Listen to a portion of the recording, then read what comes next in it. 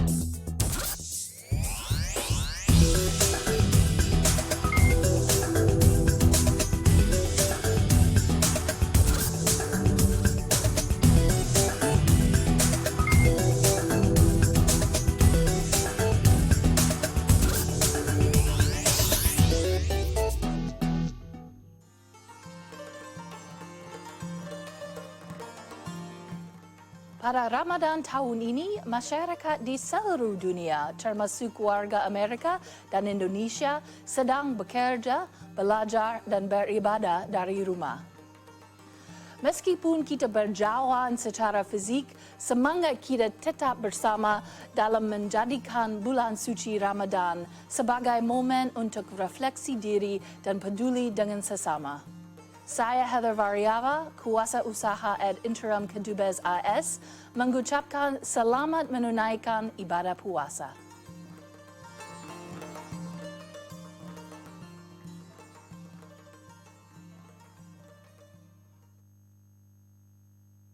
Everyone, welcome to At America TV. My name is Jasmine, and we would like to welcome all of our audience members joining us tonight. We hope you all are doing well and staying safe during this time. At America is the U.S. Embassy's American Center, and our mission is to provide a space for young Indonesians to learn more about the United States. We have temporarily moved to a solely digital platform, so you can enjoy our events in the comfort of your own home. Don't forget to leave your questions at the comment box section, and our panelists will answer them shortly during this event. And tonight we will be discussing adapting your business to COVID-19, Indonesian and international outlook for small and medium enterprises. But before we begin, let's break the ice with a little game. Can you guess, when did WHO declare COVID-19 a pandemic? I repeat once again, when did the WHO declare COVID-19 a pandemic? Stay tuned until the end of the event, and we will give live shout-outs for those of you who got the correct answer. And don't forget to take a selfie and tag At America's Instagram account to share your wonderful experience tonight. All right, without further ado, let's begin the event. I would like to invite for the opening remarks for tonight, Scott Hartman. Hi, Scott. Hi there. Thank you, Jasmine. How are you? How are you? I'm good, Pa. The floor is yours. Oh, thank you. Welcome to everybody. Good morning to our viewers in the U.S. and good evening to our viewers in Indonesia and across Asia. For all of you who are celebrating Ramadan, a very blessed Ramadan to all of you. And we're super excited that you're joining us for today's program. Why we are facing this crisis, one of the most important words that we are trying to grapple with is resilience. It's not only just our own personal resilience, but when we're talking about the economic situation, it's also the resilience of our companies and our organizations that are struggling with this crisis. That is affecting small and medium-sized enterprises in a huge way because so many of those companies, people have invested their own personal capital. And we're delighted that we have a wonderful panel here for us to discuss some of those ways by which companies can stay resilient. I'd also like to introduce our moderator for tonight, a good friend of Ad America, William, who's he's the founder actually of campaign.com and a partner for Ad America in many programs that we've run here. Most recently our Be Socialpreneur initiative, which is seeking to give social enterprises a new step up to upgrade their startups and their companies to a whole different level. So over to you, William. How are you doing today? Thanks, Scott. Yes, we miss everyone at the America team. It feels as though we used to go there almost every week, and now it's been almost 2 months now since we last saw the team. So glad to be able to connect virtually again after quite a bit of time. How have you been? I'm doing well, but the same like you, missing the people-to-people contact. Yes, I know, because Scott, I remember how you were shaking hands with everyone who entered the 4th of July celebration. You knew everybody, and I just felt like, wow, I need to be more like Scott. Yeah, that's how you change the world right there, you know? Yeah. So thank you so much, Scott. Shall I get started then? There's so much content. We're so excited here. Welcome everyone joining us for another webinar by the Ad America team. On behalf of the campaign.com and everyone watching, we would like to really thank the US Embassy at America for always adapting and organizing such amazing events for us all. Special mention to the tech and audio wizards of the team. Thank you for making this physically possible. I mean, for us to really come together in today's situation. I would like to give a quick hello to our two speakers. Megan, hi. Can you give us a wave? And hi, Stephanie, William. hi, Megan. Thank you so much. And Stephanie, welcome. Hi, everybody. Hi.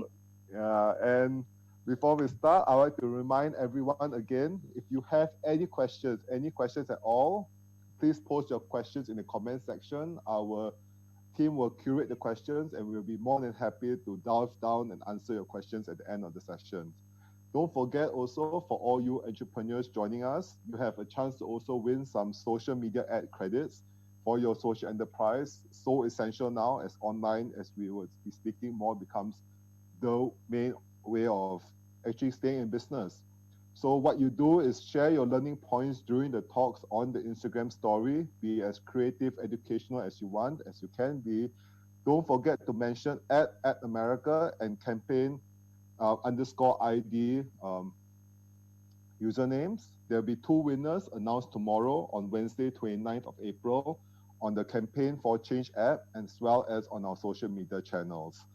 So with that reminder, I'd like to really jump in because today's content is really amazing. I've learned so much from these 2 speakers myself and excited to delve in.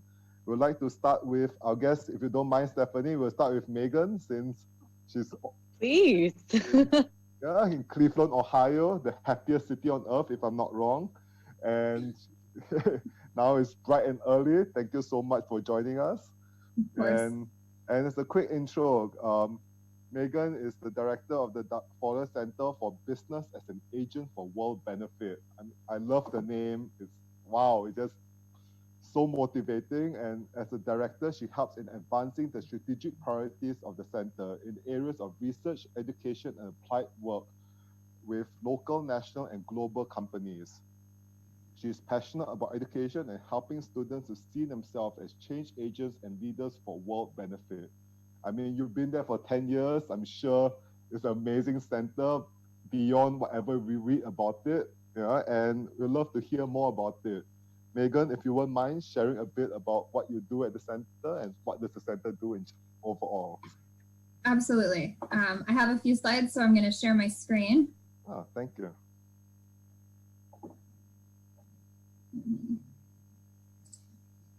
Okay, great.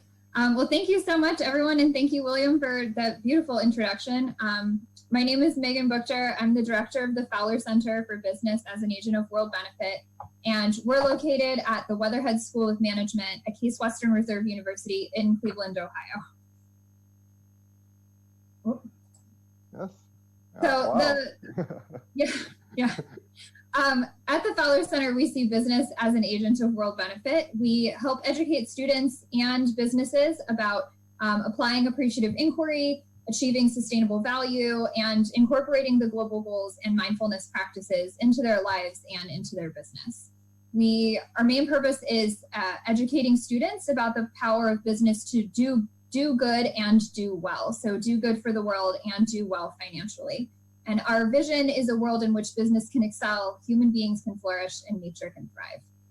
Wow, thank you. Do good and do well. And just to see how much the world has changed, I realized that I haven't seen anyone's legs in a while. Everything is always the head and upper body into this virtual world. So I was like, okay, humans are more than just, neck down. And those are our offices at the Weatherhead School of Management. Wow, look, I have the same chairs in white in the office, so I just noticed that. Yeah, thank you. And I mean, of course, it's a changing world. We all know this. We are all in different levels of lockdown, everything. But at this point of time, it's like, do you have some things you can suggest, to jump right into it for our viewers who are leaders of small and medium enterprises? What can they do? What's the first thing that you can suggest they do right now? Yeah, I'd love to share a few core concepts that we have out of the Fowler Center that can support social entrepreneurs and small and medium businesses right now. The first one is appreciative inquiry. So appreciative inquiry is an approach to organizational change that looks at the best in people and their organizations and inquires into their strengths and possibilities and successes. So there was a recent blog post by our Fowler Center faculty director, David Cooperrider, which I took this quote from. And his website is there, so you can go to his blog and read this blog post. But he discusses how appreciative inquiry can be used at organizations during this pandemic. And something that he mentions in this article that I think it's important to note is that years of research has shown us that how leaders lead during times of catastrophe and in a crisis has an outsized effect on the future of corporate trust, collective confidence in the organization, resilience or lack thereof, and company culture. And so while there are a lot of articles out there on the pandemic's lessons for leaders and leadership, appreciative inquiry is a whole system approach to change, meaning it involves more than just the leaders of an organization. It involves employees, suppliers, community members, all stakeholders matter in this process. And so it really states that the future of the organization exists in the collective strengths of the whole. So appreciative inquiry involves dialogue and storytelling to look at strengths of both individuals and organizations. And when you take time to look at strengths, more creative possibilities emerge than when you're operating in a state of crisis and fear. You can say, when was a time when we were operating at our best? What strengths were apparent there? And how can we use those strengths to move forward? And so even though teams are currently separated, working from home, you can still meet virtually and ask your team appreciative inquiry questions. So typically these questions are done in pairs and then shared with a larger group. You can reuse breakout functionality in Zoom to put people into pairs so they can have those conversations, or you can adapt this kind of exercise to however would work best for you and your team. So some of the questions that you can have your employees or your shareholders ask each other in small pairs are to share a story of leadership from your life during these times. And based on your story, what strengths and capabilities do you see in yourself? And how can we leverage those qualities in our organization and our team today?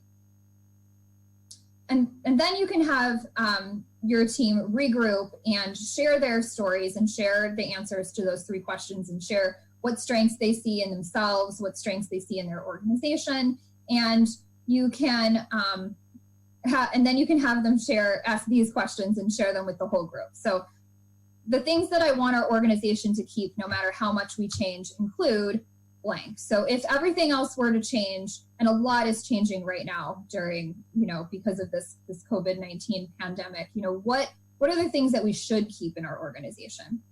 What new strengths do you see emerging? What is the future you want to see for this organization? And what is one action you can take today to make things better for yourself and for others?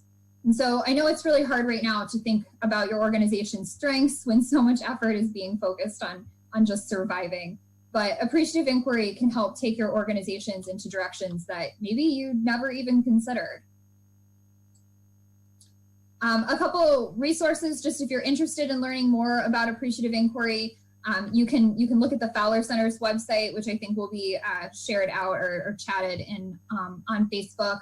There's also the David Cooper Ryder Center for Appreciative Inquiry at the Champlain College, which is located in Vermont in the United States. They have a lot of resources about appreciative inquiry, and right now they actually have a webinar series going on that you can check out if you go to their Facebook page. So that might be something that you're interested in as well, if you're interested in learning more about appreciative inquiry and how you might be able to use it during this pandemic.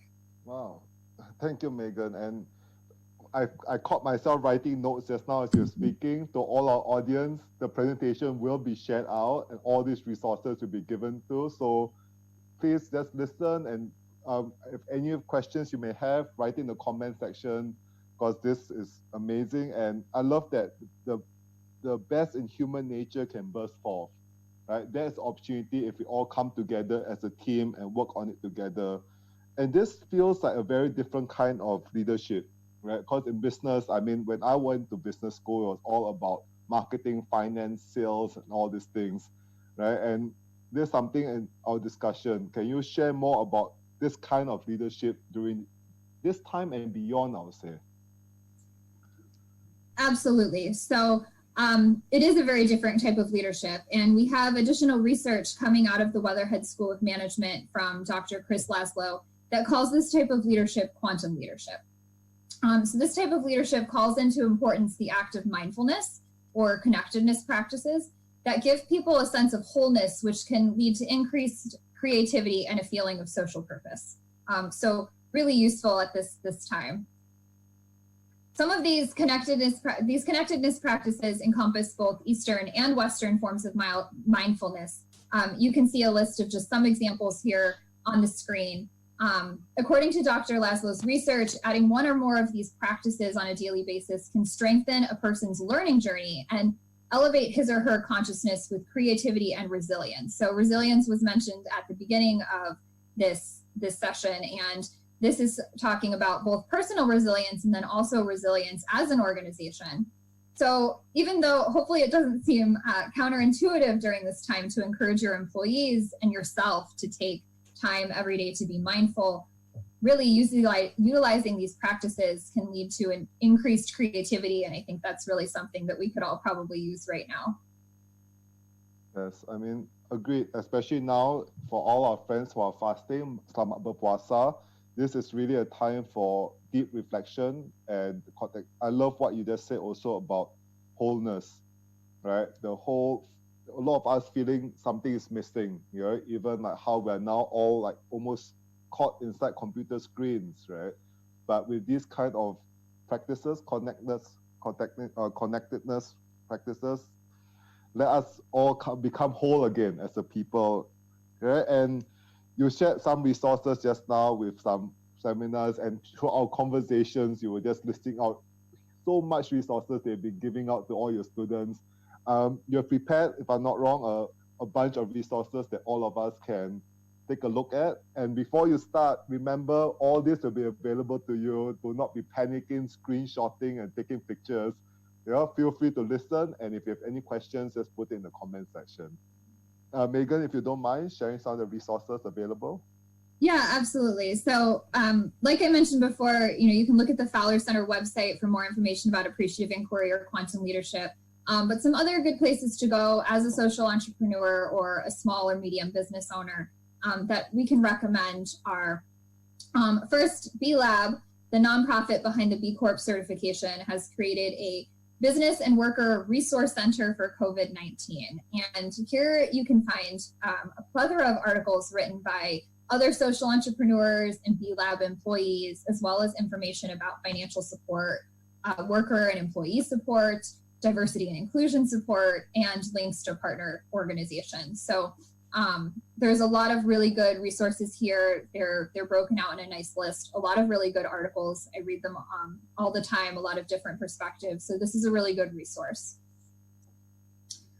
Conscious capitalism, a term coined by Whole Foods founder John Mackey and Raj Sisodia, has expanded what was meant to be an in-person 3-day conference to be a month-long virtual conference. So many of the sessions are focused on how we can get through this time of uncertainty together. And that's been going on since the beginning of April. So there's still time to join if you're interested. And I'm sure if you join now, you can get access to the recorded sessions as well. SOCAP is an impact investing community, and they believe the world needs social entrepreneurs now more than ever. So they have a large amount of resources that they've put together on their website, including a very robust section on emergency funding sources. So if your organization is looking for funding, this is a good place to go to look for more information about that. There's also the Aspen Network of Development Entrepreneurs, and they're a global network of organizations that propel entrepreneurship in emerging markets. So they believe that small and growing businesses will help lift developing countries out of poverty. And so they've put together a very nice list on their website of different resources. They've also broken it out by different needs that organizations might have right now. So I highly recommend this website. Finally, there are so many articles out there. All you have to do is start searching on the web. Advice for leaders, thoughts on opportunities, and other lists of resources that you can find online. So there are tons of articles right now from different organizations all over the place. These are just a few that I found, but there are so many out there.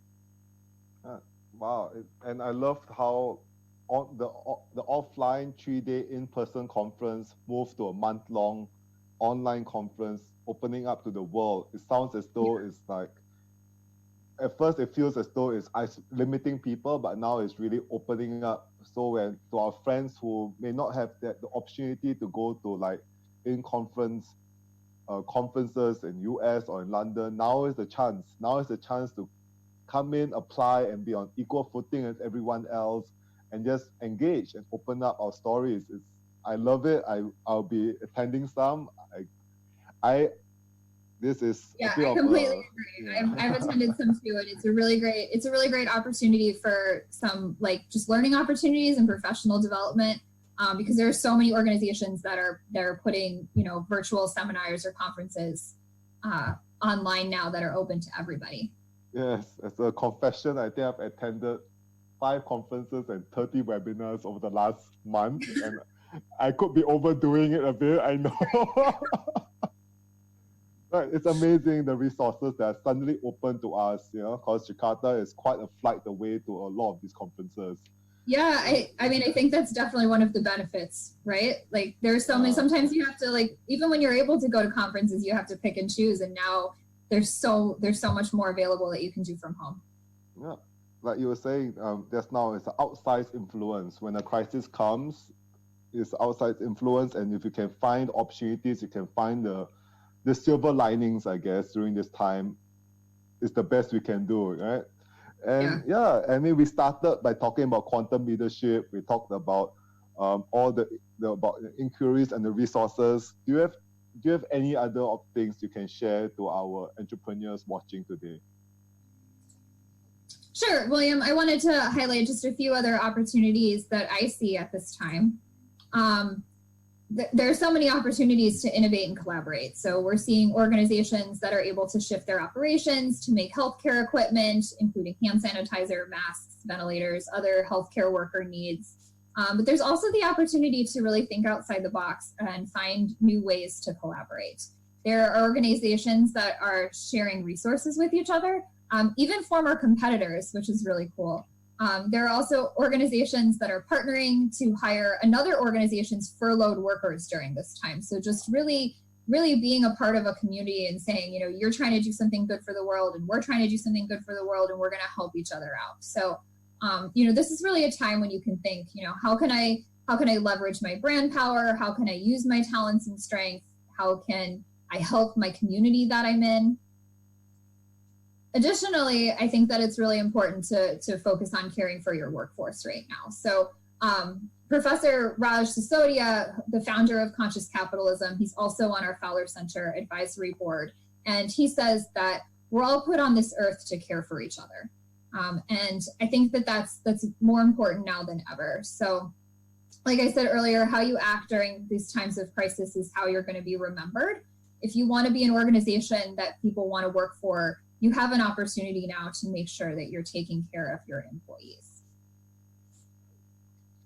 And then I just wanted to highlight this quote from Paul Pullman. He recently wrote an article for the World Economic Forum, and he says, companies which uphold clear values to advance a bigger societal mission regularly exhibit stronger financial importance. And he's not the only one that says things like this. In his 2020 letter to CEOs, BlackRock CEO Larry Fink said something similar about companies being able to enjoy greater long-term prosperity if they embrace purpose and serving all stakeholders. So there's never been a better time to be a social entrepreneur than now. And it's great. I mean, thank you, Megan. And this is, yes, there is her email. So please, if you have any questions, you can send it to her. And you'll be advocating this for a decade, or not saying how many years, but for quite a bit of time. And I'm glad that all the resources, all the prep work that people are working towards is, at least now the frameworks are there, the terminologies are there. Be a social enterprise collaboration. And Megan and Clothing at the Center has been such a key note to it. That's why, I mean, you're in Ohio, and now you're being invited to speak all the way here in Jakarta, Indonesia, because we love to hear how it's going on, and we'll dive deep into it later. Now, Stephanie, are you ready? We're jumping to you now. Thank you, Megan. We'll come back to you shortly. Thank you, William. Yeah, and for Stephanie, okay, Stephanie, if you don't know Stephanie, if you don't know Plus, this is a tough, because if you are in Indonesia and you care about social entrepreneurship, you have to be a member of Plus at this point of time.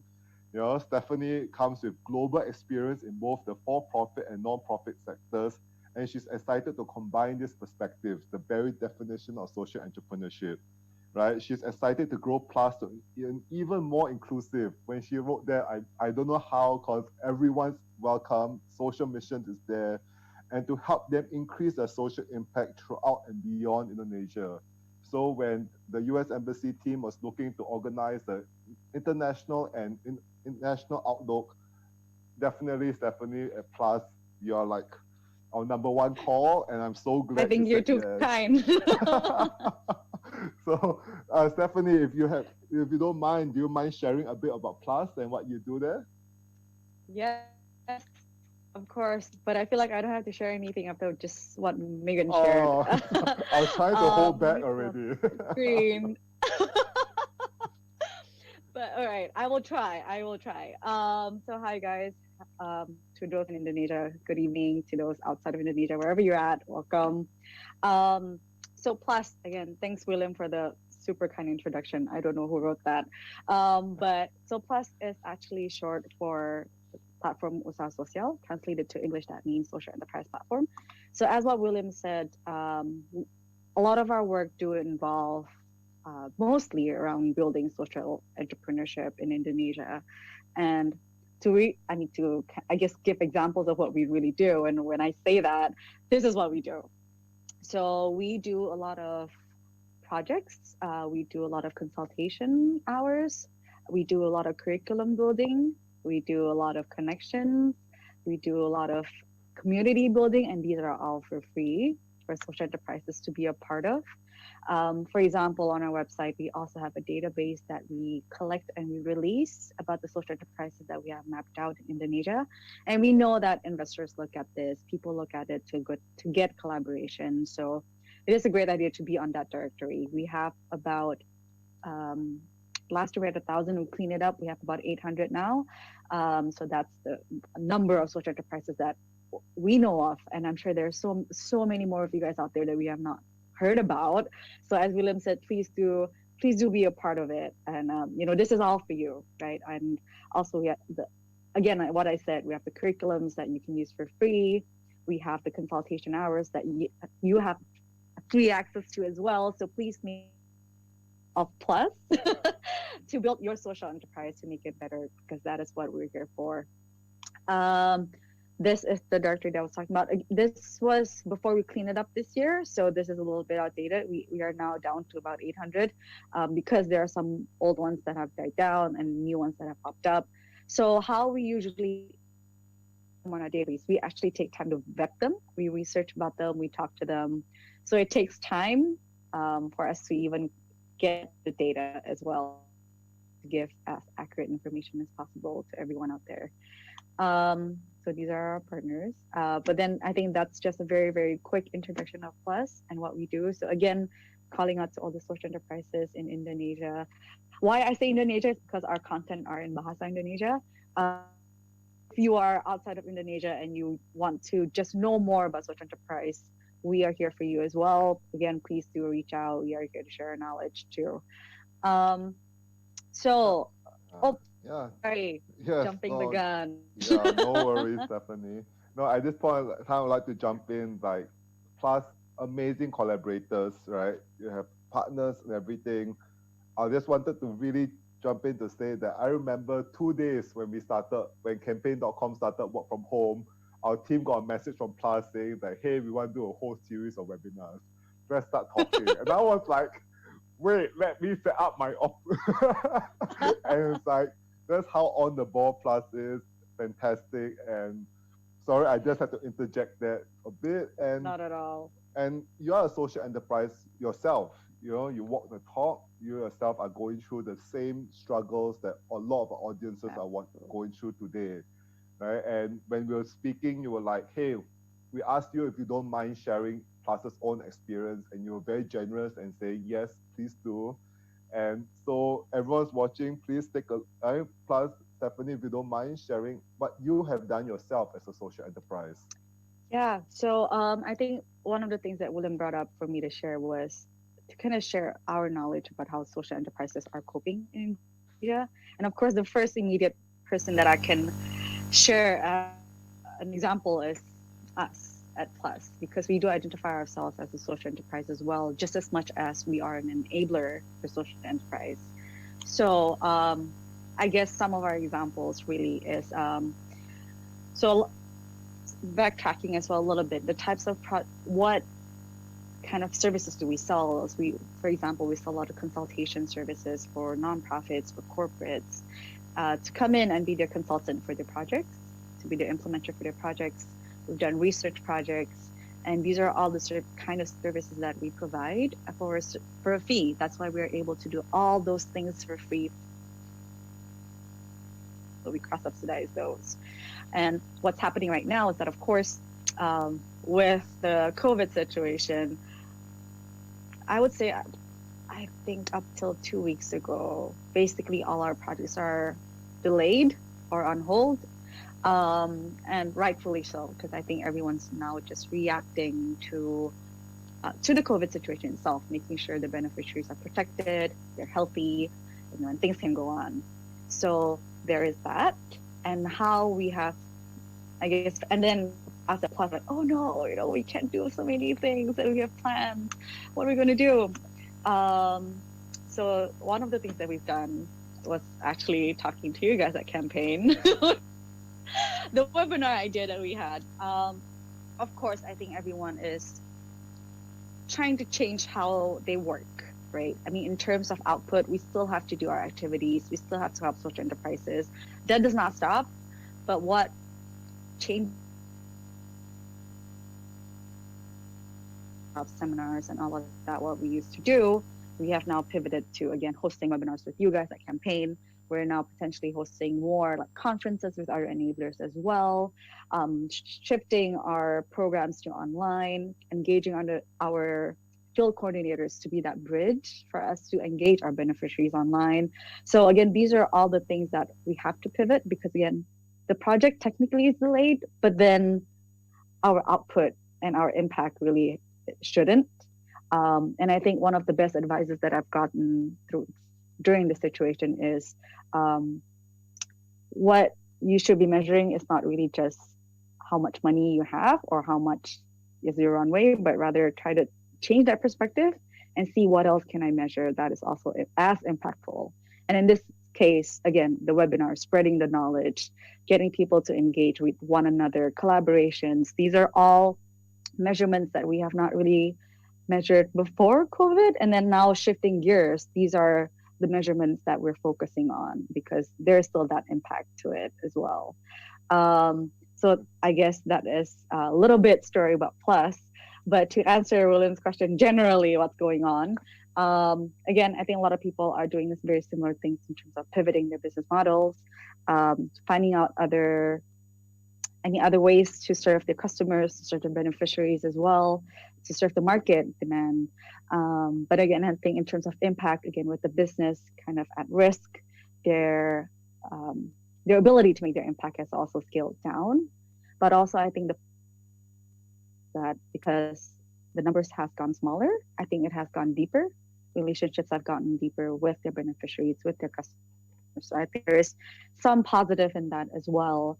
But again, this common trend, of course, is that everything is now shifted to being online, whether it's webinars or workshops or just chit-chatting and sharing sessions. So I hope, Willem, that answers the question that you posed. No, it definitely sounds like what Megan was saying just now. Like everything we do now seems to have an outsized influence. Yeah. Like we can imagine, like after this COVID situation, these are the moments we really will remember and reflect on. Exactly. Right? Yeah. And I remember I attended one of your conferences as a participant, and Plus always have 1,000 frameworks that help us understand how things are going. So when we were discussing, Stephanie was like, let's do a framework, right? And so we have something quite exciting for all the viewers. It's like Stephanie is going to work through a SWOT analysis with us, but for a COVID situation. Please, if you're watching, take a piece of paper, take something, just draw out the SWOT. If you don't know what it is, it's a strength, weaknesses, opportunities, threats, and we can work out this exercise together. And please remember, if you have any questions, put it in our comment section. We are also told that feel free to use Bahasa if you want to write your question in. We can help you translate it. And of course, we can help you translate it back as answers later on also. So Stephanie, if you don't mind, I have my paper. I'm sorry, I still use paper. But I'm using paper too. I drew my box. I have my SWOT. Let's get started. Okay. So I think when Willem asked us to do this SWOT thing is a very, very familiar tool for a lot of people. And I think this is a very easy way to kind of, one, explain our thinking process, and two, I hope it will broaden your minds that, in this situation, what used to be considered as a weakness could now potentially be a strength. And what was a threat before is not actually opportunity. So I think, and potentially, we don't know, but that could be the case. So I think this is just a quick exercise, I guess, for you and your social enterprise. I don't have the answer because every social enterprise is different, but then I can give you some thinking process and hopefully that will help. So again, I think practice and opportunities. I would like to echo what Megan said in terms of being a leader is so important right now. And just that, I don't want to say, but being an empathetic leader is actually I'm going to go out on a limb to say that it's quite uncommon for for a lot of business leaders to infuse empathy, I guess, in how they approach their business. And especially in times like this is actually when we need the most. So I found this really good acronym is a SEAT. And this is how you should be talking to your team, talking to your stakeholders, talking to your customers. And S is speed, E is empathy, A is accuracy, and T is transparency. And I think how, again, as an example, I guess bringing it back to Plus, for example, us at Plus, we have weekly calls and weekly updates. And I've always been telling them every week about the situation of COVID and how it is impacting Plus, both as a project perspective and two, as a fund perspective. And, so that everybody who works at Plus knows the real situation about what's going on.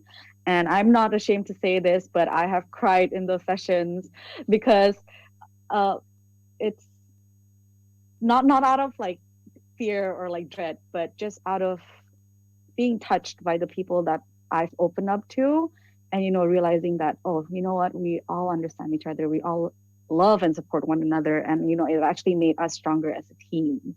So I think that is super, super important for you to be open to your team and don't be afraid to cry like me. I don't know.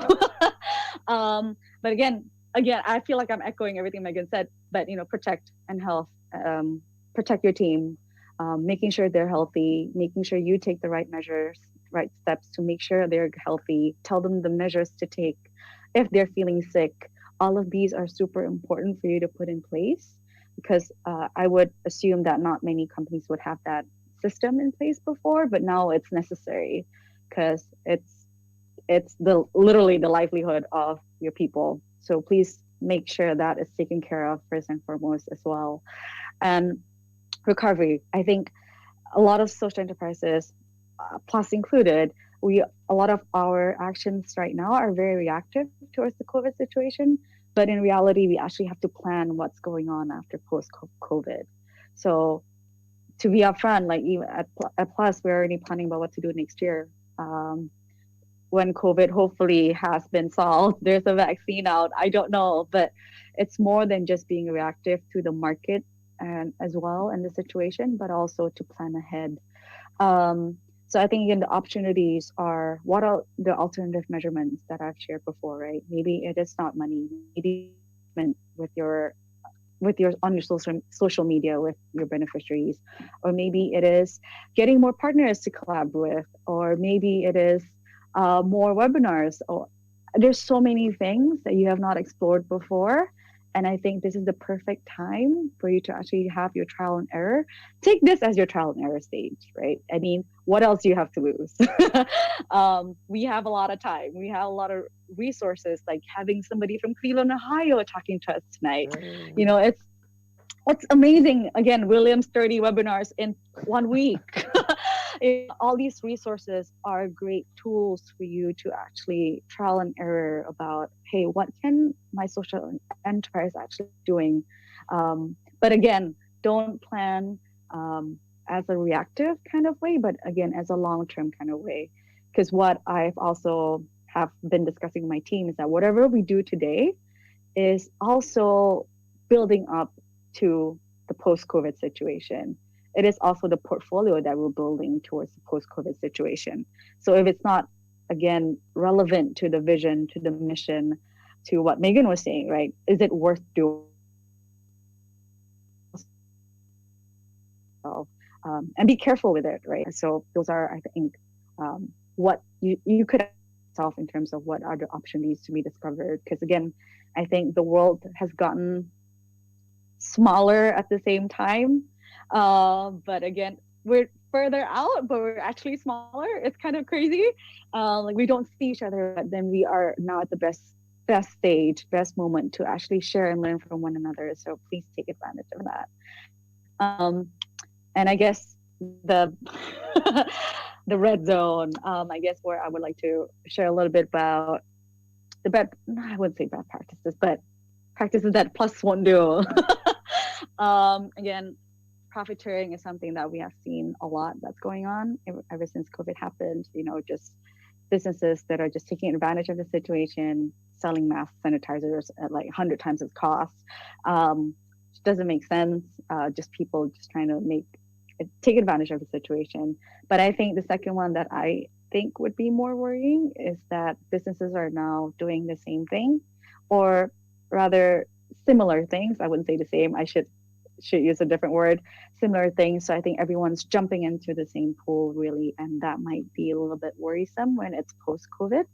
For example, face masks. So many fashion-based social enterprises are pivoting to making face masks, which is great. It's solving the current problem, current demand. But then again, is it solving the post-COVID situation? Now, who were not competitors are now competitors because they're now selling the same product. All these are little things not little things. These are actually big things that we'd have to think about. Because one, are you cannibalizing your own product? Are you actually taking on more competitors? These are all things that you have to consider as well as you pivot. And also, I think I'm again reiterating what Megan has said. Forgetting the true mission. Don't ever forget that. Every social enterprise, you should have a mission, and if you don't, that is your first. But that should be your compass, and whatever you do today should still lead towards your true mission. And again, preparing your team not just the health wise, but also in terms of, because you're pivoting so fast, you're pivoting so much, you're changing so much. Also getting your team ready for that. Do they have enough capacity? Do they have enough talent? Do they have enough knowledge? Do they need time to research first before they do anything? All of this are also just as important as maintaining their health. And again, doing too much, I think the tendency of a lot of social impact driven individuals or company is that you see a dire situation and your first instinct is to jump in with them and help the 1,000 people that you see. But again, I think it's always great. It's always important to step back and see, okay, this is what we can do as a team. This is what we can provide, and this is what we're going to focus on. It takes a lot of courage to say that, because it's a lot of people you have to say no to. But then if you don't, unfortunately, I think you will be putting yourself at the bigger disadvantage than if you say yes. So I think these are the bad practices, I guess, are that social enterprises are or will be facing. These are two big umbrellas that I would like to point out. Yes, Willem. Thank you, Stephanie. I love that a lot, in the sense that I think a lot of enterprises, entrepreneurs actually see COVID-19 as the main threat. That is a situation that is here, is happening. It's not a threat, it's not opportunity, it's something we have to deal with. And It feels as though the biggest threat is of us taking rash or decisions that are just like trying to be reactive, right? Take the time to research. There's so many resources around us, and work it through, work it out, right? That seems as though thank you, because that's what we did. That was me checking that we make sure. It's like, thank you for that, because it's like pluses. I mean, as you said, you provide everything for free because your consultation works are very highly valued. So I was had to jump in and take the opportunity to get some consultation work done for myself. Actually, if I can share again how I think previously what we considered as a threat has now become an opportunity. Very to share. So competitors, right? Actually, there are a lot of enablers out there doing similar things like Plus. And in the traditional SWOT, there are actually threats because they're my competitors. But because of the situation, we're all doing the same thing. We are all feeling the same thing. I mean, of course, it helps, I think, that we're in the social enterprise sector. Everyone's a little bit kinder. But then all I did was reach out to them and, shared about my situation, asked them about their situation. And what we used to talk about, the C word, the collaboration word that has never come to fruition, it actually is this time.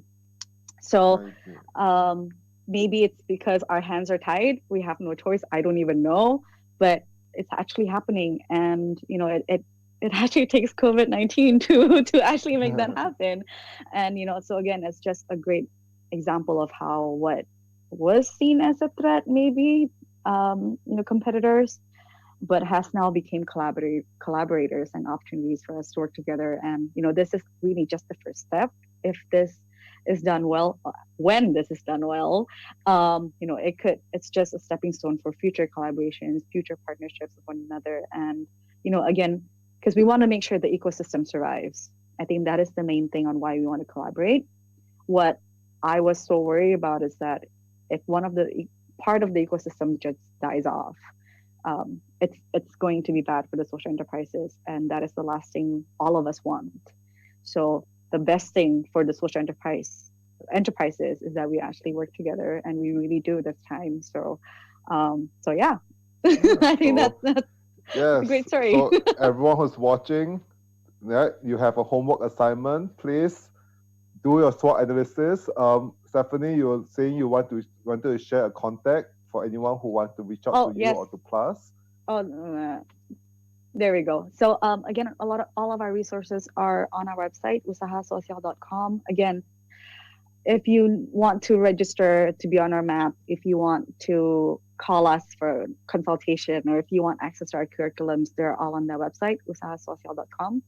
And that email, team@usahasocial.com, literally everybody in Plus will get it and read it. So I think that is the best email to put. Yes. And so again, everybody, please do reach out. We are here for you. This is what we're here for. And again, even if you don't want to be a part of any of that, we would still love to hear your stories so that we know how to serve you better. Because again, we are just part of the ecosystem. We're here to help you. So we want to know more about you.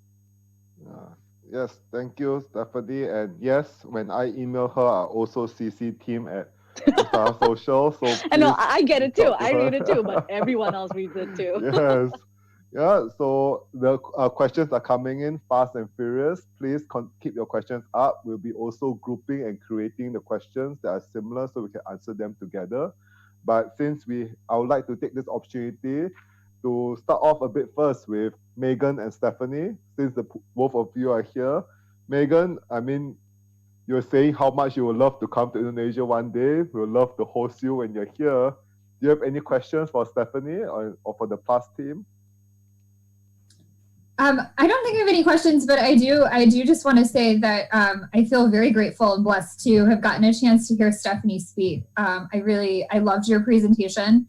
I loved the strengths and opportunities slide. I thought it was great. And I especially loved your story about collaboration and working with your competitors. I thought that was really important, and I hope that has an impact on other people watching this session. Yeah. That is true. I mean, collaboration is a muscle, right? It is. And, I think at this point, right, why are we fighting each other when we're all dying? Really, we don't have to kill one another. We really do have to work together. And again, I think we are spoiled because we are in this sector that is, people are, I think, especially kind and open. So I am not taking that for granted at all. I know I'm lucky, but yeah. Megan, do you find that also? I mean, you have collaboration in your genes, in your fiber. Is this a strength now? Yeah, I mean, we've always kind of looked for collaborations and worked, that's part of business. I mean, the Fowler Center, like, not only do we work with other centers or other departments at Case Western, but we work with universities and schools all over the world. We have a program called Aim to Flourish, and we work with professors to use the Aim to Flourish assignment to have their students interview business leaders and social entrepreneurs and then write stories about what those organizations are doing. So we're really all about collaboration. And now that I know about Plus and Stephanie, I'm happy to, with our schools in Indonesia, to say that could be a resource for them as they're looking for social entrepreneurs to interview. So I'll have to include that somewhere. So yeah, we'll chat in the chat box. Students in Indonesia interviewing you. Yeah, we'll see Megan typing in a question soon in our comment section. Yes. Yeah, and we were just talking. I mean, Plus has amazing network. I mean, as you say, 800 social enterprises. Are there any social enterprises that you would like to highlight? I mean, we don't need to name any names, but if there Oh, are, me? that'd be great also. Yes, you. Oh. um, actually, okay, so William did ask me to kind of think about the social enterprises that I think have done really well, or rather, really taken the opportunity to do different things or explore different things. Again, I think the common trend is that there are some sectors that are thriving and some sectors that are just bleeding. Of course, the sectors that are thriving are like education, education tech, edutech, healthcare, and F&B are actually growing. And I mean, of course, the ones that are suffering are more like tourism, shop crafts. People don't shop anymore. There are two very different types of enterprises right now. One that are actually thriving because of it, and ones that are actually thriving because of it. But even in F&B, I think I know this name has been brought up a bunch of times at America, but I think Burger Greens have actually done a very, very, very good job this time. So for example, Megan, just as a little background, Burger Greens is a vegan eatery here that works with farmers, and they're great. But of course, because every store is shut down, all of their stores are shut down. And previously, before COVID, their focus was still their offline dining. And with COVID, they have done, I think, three major things that they have never done before. For example, one is now they have frozen food that the customers can get, which has never been done before. Two, they are giving out food for their medical teams. It's an option when you shop with them, so it's easier for consumers to also be a part of the impact with them.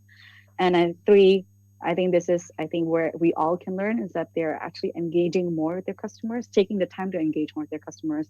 They've taken their social media to a whole nother level. They're having cooking lessons, they're having nutrition classes, and all of this that are, maybe it doesn't translate directly to sales yet, but then again, post-COVID plans, right? I think that's where I think you'll get the fruition out of this, because now you have loyal customers that are now, oh, I've been following Burger Greens and now they're open again. So I think it's as a business, you have to plan all of that. Again, I think what I've mentioned before, a lot of fashion-based social enterprises have pivoted to creating, whether it's really beautiful fashionable face mask, some gloves, I mean, all of these protective gears really. And, but again, I think the challenge again is that everyone's doing the same thing. But again, I think the fact that they're using their workforce, giving them a new talent, not just making a blouse, for example, but now they know how to make face masks. And again, maybe that will be the norm. Maybe people will just start wearing face masks every time, right? We don't know. So it might be a skill that they actually could use even after post-COVID. We don't know yet. So again, I think not forgetting to add to their skills, to the beneficiaries, and making sure that, they're okay, healthy, and all of that, protecting them, those are still just as important. So I think those are maybe the two that I want to mention specifically, if that's enough. Yes. I really miss the vegetarian satay taichan, to be honest. Oh yeah, it's so good. I may order that. I think Burger Greens might have to pay us for some, Yeah. No, pay you, I guess. With some satay. I'm happy with some satay. Yes. And Megan, apart from being hungry, do you have anything to jump in to add on to that? Yeah, I just wanted to say, and I'm sorry, I missed the name of the organization, but the vegan food restaurant. I think that what they're doing is great, because I think that even after, COVID-19, post-COVID-19, in a year when, we're vaccinated and things are, back to normal, whatever that will look like. I mean, there is still going to be a lot of changing consumer behaviors. Like right now, we've been ordering all of our groceries and having all of our produce delivered. And maybe in a year, that's something that's not going to change. People are still going to have food delivered, because we're going to realize, oh, it's so much more convenient to just have it dropped off at my house than go to the store. And so, being able to adapt to that now, no matter how hard it is, you're probably still going to keep customers post COVID-19 by having those frozen food offerings that people can have delivered or pick up and then cook at home. So, Yeah. And I mean, we've talked a lot about companies needing to pivot and adapt, but I think also both Megan and Stephanie, part of the core you've been doing day by day is helping students or entrepreneurs wanting to start their own social enterprises. Do you see that the entrepreneurial spirit is still alive and well? And anything you'd like to add to this? Maybe Megan, if you don't mind, you go first. Sure. Yeah. I do see that, the entrepreneurial spirit is still alive and well. And in some cases, I think even more so. And in some cases, people are taking a step back. But I do see that entrepreneurs are very interested in starting businesses that they see now can help people that are in, the situation that we're in right now. And so I've had a couple different people reach out to me recently about organizations that they're trying to start. One of which is a network to connect people with resources to people that need resources, and how can she create a platform so that people that have something can give it to people that need something and facilitate that exchange. And in another instance, I had somebody reach out to me about starting some sort of microfinance institution here in Cleveland for really supporting small businesses here in the Northeast Ohio in the Cleveland area. So I think that there is still this entrepreneurial spirit. There are still people that want to start companies. And right now, I think there are people that are more motivated than ever based off of what they're seeing and how they're seeing people suffer during this time. Yeah. Stephanie, Mm-hmm. I feel as though you'd like to jump in. No, I agree. No, I mean, I think the Indonesian spirit really, it's very much entrepreneurship driven. And I think that is, I would even dare to say that as a statement. And I think I wouldn't say the beauty of it, but I think one of the good things that has come out of the COVID situation is that for the first time, every business out there, every individual out there, we're all going through similar situations. And I think that level of empathy has never been this high, because I actually know what every other SME or the big oil industry are going through. Maybe in different scales, but then we know the stress, the pressure. And I think that has brought, again, that desire to, I guess, help others, because now you're going through it yourself more. So I think I do hope that has encouraged a lot of people to build themselves as a social enterprise rather than just any other entrepreneur out there. So yeah, absolutely, I agree with everything Megan said. Yeah. Yes, I mean, sounds like we're saying, it's like, yes, collaboration is like a muscle, and it feels as though social enterprises and what we've been doing, we're well poised to actually help more companies come together and collaborate together. And it's like the phrase you were saying, Megan, about outsized influence just keeps coming back to me, because it really feels as though every action we do now, every collaboration, every person we try, every employee we try to maintain longer in their jobs is going to create such an outsized impact on all of us. Right? And at this point of time, I want to go on and on, but I won't be selfish. I won't keep the both of you to my questions. Right? My list, I had to cancel a few. I think let's jump to our audience questions. The first one is by Alia Marsha. She'll also be the moderator for next week. So this is also a little plug for all of you. This is one of 2 webinars. Next week will be with Professor Goldberg, who Megan knows very, very well, and also Jeffrey, who is the managing partner at Alpha JWC, the venture capital behind Kopi Kenangan and a lot of amazing Indonesian startups. So please join in. So Alia's question is for Megan. Do you think that the pandemic is positively pushing people to shop local because people are forced to spend their money in small or medium-sized businesses near their residences? And how can businesses take advantage of that while also taking care of the employees? So the question is more about shopping local and taking care of their employees as a small and medium enterprise. Yeah, so I can't speak for everyone, but I think that shopping local is not just because you're being forced to, but also because you want to support those businesses in your community. And I mean, personally, there are things that I've bought recently that I didn't necessarily need just to support a local company, because I don't want them to go out of business. I want to support the companies in my communities. And so I'm willing to go and spend money there so that they'll stay, they'll stay in business.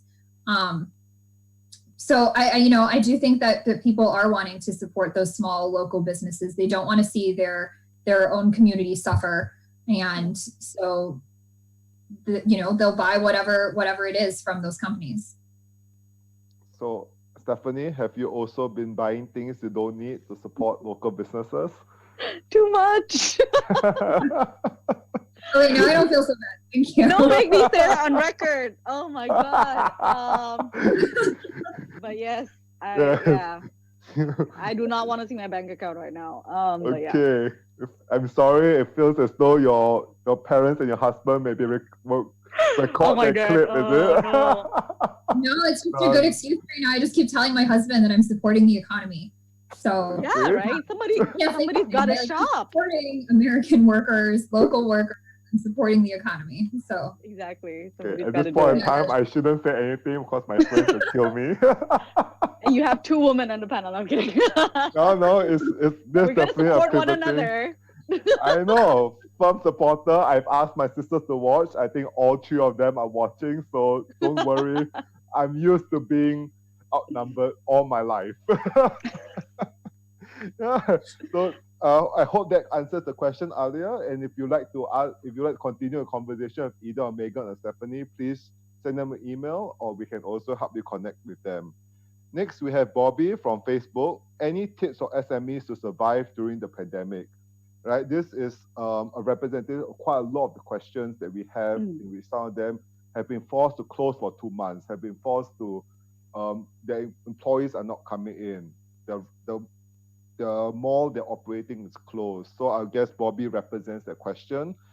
It's not saying to who, but I think, Stephanie, will you mind starting? Yeah, it's $1 million question. How do the tips? Maybe I can. Again, I can't speak for every industry and every sector because everyone do behave differently. And I guess maybe sharing just a little bit from my experience. For example, so I also invested in a social enterprise. I put myself. It is a plasticless grocery store. And how the tips that I've learned from that situation is that one, we should have gone online sooner. I think, again, just being able to reach people outside of your zip code is huge. And I think everyone is also gearing towards that online shopping behavior, whether it's a face mask or whether it's cabbage. Everyone's doing it online. And I think we should have done that a lot sooner. So again, building up that online rapport is very, very important right now. Again, you are facing a lot of competitors, but unfortunately you have to be on that pool as well because every consumer is behaving that way now, whether you're a small or big consumer. Again, I think another tip, I guess, is unfortunately, there is necessary pay cuts that we have to do in this situation. There are a lot of benefits, again, that we have to let go of or potentially delay. A lot of these have to be very carefully explained to the staff. And it's not because we don't want to pay them their full wage, but it's because we want to keep their jobs. And I think a lot of times when you explain it to them, they totally understand and they're more than willing to oblige because they know that keeping their jobs is the long-term game. It's a long-term game post-COVID. And, this is temporary, however long this is, but it is temporary. So I think having, again, that honest conversation with them is super important. Again, not every company would have to take the pay cut. Maybe it is furlough, maybe it is like rotating hours, maybe it's very different schemes that you can play around with. So again, check online, go through resources. There are so many different types of ways where you can cut resources, from as simple as cutting subscriptions to cutting pay cuts. Again, I think there's so many schemes to approach that. And maybe the last one is, again, I think I was sharing to William a little bit because we're actually a plasticless grocery store, and now that we're pivoting to online sales, unfortunately, we have to use some plastic because we're doing delivery, which is a painful thing to say. But again, it's true mission versus reacting to COVID, right? We are doing the best we can. We're using as much recycled, as if you're using plastic, it has to be recycled plastic or recyclable plastic. But again, as we're reactive, we're also still trying to stay true to the mission. Don't forget that, because it is super important, because people will remember you for what you do today. As Megan said, if our business has changed how we react completely, they will never believe in our mission and they'll never shop with us again. So I think that is super important for you to, again, to survive, but also not just now, not to survive just only now, but also for the long term. So I guess maybe that is just a little bit sharing from where I'm coming from my little experience. But but I'm sure Megan has a lot more to share. So please, I'm gonna throw it to you. before I pass it back to you, Megan, our curators just made your life a bit harder.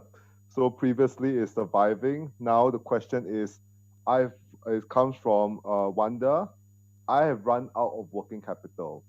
I'm out of working capital during this pandemic. I can't operate. I have to kind of, in a way, close down. How do I start over? How do I come back to my feet, talk to my people, talk to the suppliers, and start over when this is over? Is that to me or Megan? I'll say let's hand it to Megan first. Okay, yeah, of course. I talked enough. That was tiring. I could feel how much it took out of you just now. You know, let's. Well, I'm sure that Stephanie has a lot more to say about the Indonesian ecosystem.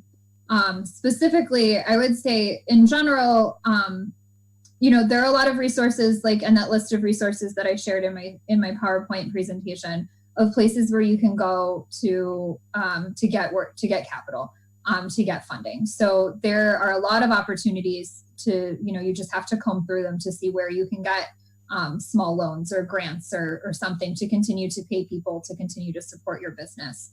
And if you are, right now you're like, you know what, I'm not going to take that. I'm going to shut down right now and I'm going to start up again later. Then, I would go look at Stephanie's strengths and opportunities slide that she had in her presentation and really just say, step back, maybe use some of those appreciative inquiry questions with your team and say, what are our strengths? When were we operating at our best? And what do we have here? And how can we take those strengths and move into the future, even if that means making some changes and seeing how you can move forward? Yeah, thank you. Because Stephanie, you're talking about like pay cuts. I could feel how much that affected you. I just wanted to give you a moment there. But this is even a harder conversation. Like if you have to pause everything, right? That is the nightmare scenario. I'm sure that you have sleepless nights. Some might, not too many, I hope, on it. What advice do you have to give to Wanda? Yeah, I think number one, Wanda, I don't know the full extent of your social enterprise, but I think sometimes taking a pause, taking a step back is actually a good thing.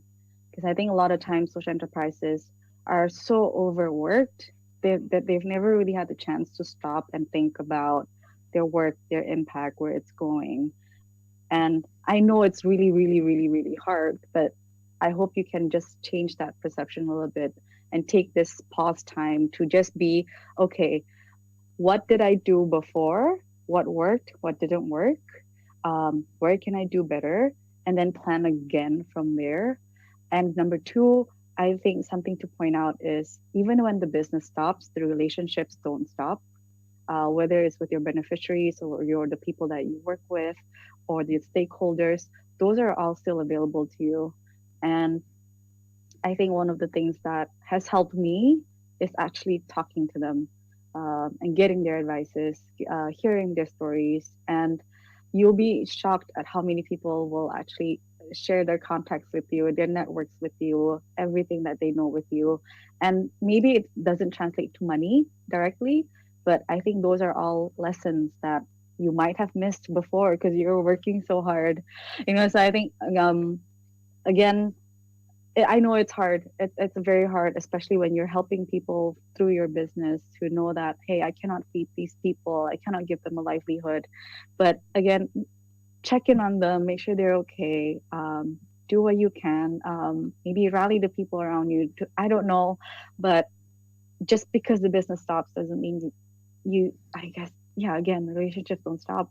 So I guess those are, I think, how I can see taking this, just the event, making lemonade out of lemons, right? Yeah. Hopefully that helps. Yeah. And I think just now you used the word that I really like was courage also earlier in our conversation, and how it takes courage to have these difficult conversations that we face. And something that I've been taught is courage is not the absence of fear, but the willingness to confront great fear. And so sometimes as we face a lot of fear of these conversations, as we have to cut pay or reduce pay or follow or even close, I think it's a time it takes to face the fear and be responsible business owners at this point of time. And I guess, okay, so I'm glad that thank you, Scott, for moving it to a lighter question. I mean, it got really heavy just now for a bit, right? This is specifically, I think, for Plus, right? Incubators and organizations. You mentioned just now about how people should reach out to you and how you have resources and how you go deeper. Can you share a bit specifically what can social enterprises expect when they reach out to you, Stephanie? Oh, the technical part. Okay. Yes. So if you go on our website, everybody, if you go on the very, very, very, very last, I guess, part of the webpage, there is a form that you fill in, and everyone goes through the same form, whether you want to register on our to be on our database or whether you want to go through our consultation. The only thing that is super easy to access is our free curriculum, which is a tab at the top.